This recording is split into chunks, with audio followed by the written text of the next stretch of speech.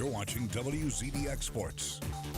COVID-19 issues on the campus of Mississippi College forcing UAH to postpone their initial opener with the Choctaws. But John Shulman getting on the phone and finding his team a season-opening opponent. The Chargers opening up on the road against the second-ranked team in the entire nation, and that's Lincoln Memorial. So it's a top 15 battle, and Sam Orff, he will get the ball off the screen, gets the fadeaway in the paint, and scores the Chargers' first points of the game. Now later on, it'll be Seth Swab getting the rock at the top of the three-point arc, and he buries it from three-point range as UAH trails by 3. The Railsplitters of Lincoln Memorial, yes, that is a real mascot name. They get the steam rolling. Devon Whitfield gets behind the defense and gets the slam. Now later on, Jordan Guest with the Staff.